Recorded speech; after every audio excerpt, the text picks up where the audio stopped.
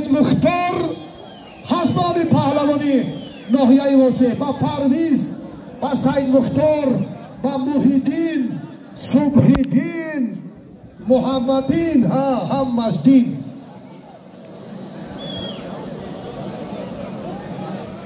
برادرها غزلشاه با اولتابویفای از جمهوری ازبکستان گشته گرفته است.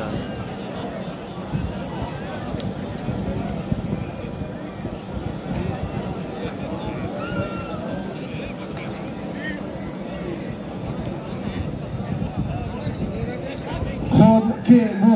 محسن یک اشتره که معرفی کردم در طبق محسن با تخلصی ریجی سنت الله محمدین دیدی من بگه این بچه با افری اومدی خیلی سوز دست خیلی 5 غلبه دارن گیره نما را قطعه با روزی بیشتر روزی میده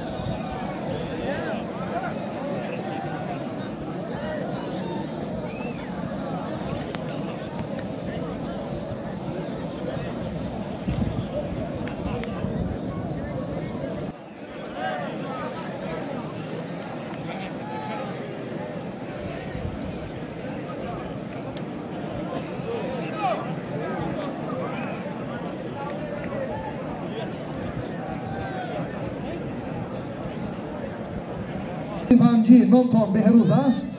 نیکروز اکایی که کشورزاده شاگردا تا نگویا دیجا نویسه که معلم محمدین رشت نیکروز پنج داور اینجا در کار است کی ای داور یک داور ورقه را گیر کوزمایی اینا را نظارت کنید یک دستی دیگه گیرن جدا شد اگر نگیرن نتیجه کشم و کشی وقتی آزی مشخصی اما مکافات یالی میره بازیر خواهش میکنم زودتر محمدین و نکروز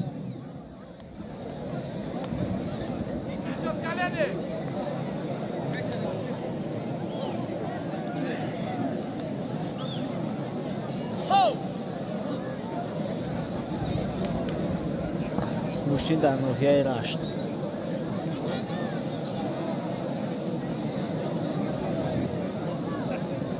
باشی هر دوش ارزندن هر دوش قشنگن هر دوش مردم خوب میشناسن خدا بخشاتیه مکافاتشون اونجا نویسیم خب بیا وقتی دیگر به حساب سرتیراف کرد بعد ریشی خب اینجا بیا کی یک مراجعون بیا خب وقتی مشخص همین خیلی کشور رفتن گیره وقت نداریم بازی ما خلاصه گیری کنیم چی بود در طبق مبارزه هر دو پهلوان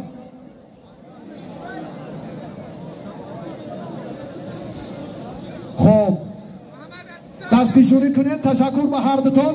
بعد یک از گوشتی گیرین وقتی خیلی کمه فرصت نیست دیگر